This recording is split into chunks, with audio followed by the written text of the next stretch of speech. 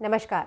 जैसे कि मैंने पहले वीडियोज़ में आप सभी को बताया कि मैं ये रामायण काव्य का जो लव कुश ने वर्णन किया है वाल्मीकि रामायण में, उसके आधार पर ये वीडियोज़ बना रही हूँ। तो सबसे पहले जो लव कुश हैं वो अयोध्या के राजमहल में जाते हैं और श्री रामचंद्र जी और अन्य लोगों के सामने वह शुरू करते हैं इससे कि अयोध्या की नगरी थी कैसी, इस तरह से वो काव्य पाठ को अपना शुरू करते हैं। उसके बाद ये आता है कि राजा दशरथ के मन में पुत्र प्राप्ति की इच्छा, अर्थात श्री राम की जन्म कथा का वर्णन। तो कथा कुछ इस प्रकार से है। राजा दशरथ इक्ष्वाकु कुल के अतिरथी वीर। अतिरथी वीर कहने का तात्पर्य है ऐसे वीर जो अकेले ही 10,000 महारथियों से युद्ध करने में सक्षम हो।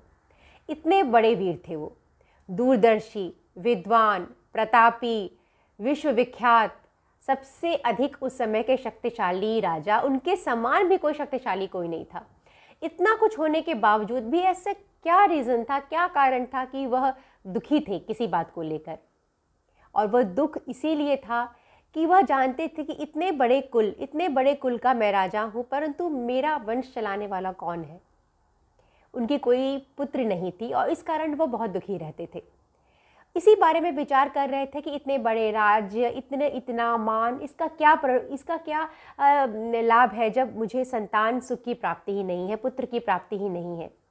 वह विचार कर रहे होते हुए खुद से सोच रहे होते कि कैसे क्या किया जाए। तभी उनके मन में विचार आता है कि क्यों ना मैं देवताओं को प्रसन्न करके अश्वमेध यज्ञ करूं, और जिससे कि मैं देवताओं से ये वरदान मांग सकूं कि मेरे कुल का वृद्धि हो, मुझे पुत्र की प्राप्ति हो। ऐसा उनके मन में जब विचार आता है तो वो अपने आप में एक खुश होते हैं और वो सबसे पहले अपने मंत्री सुमंत्र को बुलाते हैं और सुमंत्र जी से कहते हैं कि देखिए सुमंत्र जी, मैं आपसे अपने मन की बात बताना चाहता हूँ कि मेरे मन में यह विचार है कि क्यों ना मैं अश्वमेध यज्ञ करूँ, जिससे कि मुझे संतान की प्राप्ति हो, पुत्र की प्राप्ति हो। सुमंत्र जी जो होते हैं, उनके मंत्रियों में वो अर्थशास्त्र के निपुण तो थे ही, परंतु उन्हें मंत्रों में भी सिद्धि प्राप्त थी। कह सकते हैं कि वो सिद्धि प्राप्त विद्वान थे। वह मन के जो भाव हैं उनको पढ़ सकते थे। ऐसे 8 मंत्री और थे राजा के दशरथ के दरबार में जो इतने सिद्धि प्राप्त थे कि वह चेहरे के भाव से वो पढ़ लेते थे कि क्या चल रहा है। मन के भावों को पढ़ लेते थे, मंत्रों के अंदर छिपे राज को पढ़ लेते थे। ऐसे कई मंत्री थे, जैसे सुराष्ट्र, राष्ट्रवर्धन, अकोप, धर्मपाल जी। तो ये सब इस तरह 8 उनके मंत्री थे। तो वो सुमंत्र जी से कहते हैं राजा दशरथ जी कि आप जाइए, जो हमारे पुरोहित हैं, जो श्रेष्ठ ब्राह्मण हैं, उन सभी को बुला के लेके आइए राजमहल में। मैं उन्हें अपने ये मन की बात, अपना ये विचार उनके सामने रखना चाहता हूँ और देखते हैं कि आगे क्या होता है। तो राजा दशरथ के दरबार में जो पुरोहित थे, उनके राज दरबार के पुरोहित थे वशिष्ठ जी और वामदेव जी तो थे ही, साथ में महर्षि काश्यप, मार्कंडेय जी, बहुत से पुरोहित थे। वो सभी आते हैं, श्रेष्ठ ब्राह्मणगण आते हैं और राजा उनसे ये बात कहते हैं कि मैं अश्वमेध का यज्ञ करना चाहता हूँ।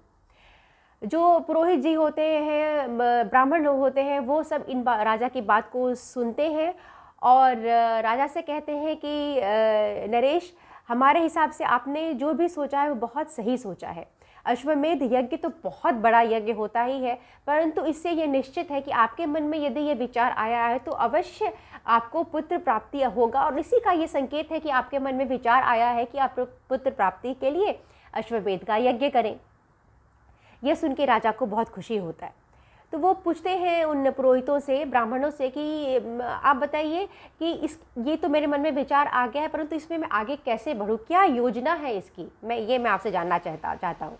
आपस में वो सभी बात करके वो लोग बोलते हैं, वो सभी राजा से बोलते हैं कि देखिए, आपको तो पहले 3 काम करना पड़ेगा। सबसे पहला काम है कि सरयू नदी के उत्तर तट पर आपको यज्ञ भूमि का निर्माण करना पड़ेगा।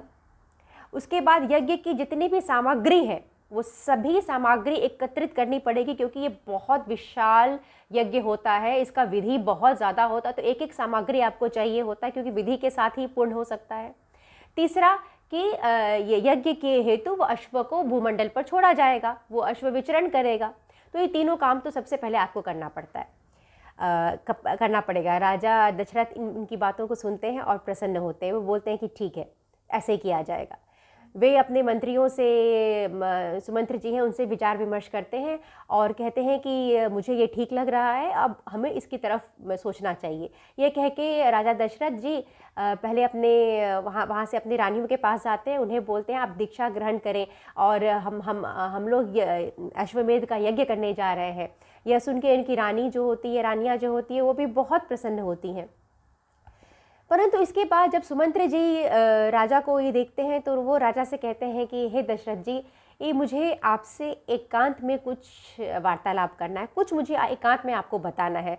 मैं पुत्र प्राप्ति के लिए, अश्वमेध यज्ञ के लिए आपकी जो उत्सुकता है ना, उसे देखकर मुझे कुछ बात याद आई और इस जो कि एक कहावत, एक पुराना जो इतिहास में लिखा है, पुराणों में वर्णित है, वह कुछ घटना मुझे याद आई जो कि देवताओं ने ऋषियों से कहा था और वो मैं आपसे कहना चाहता हूँ।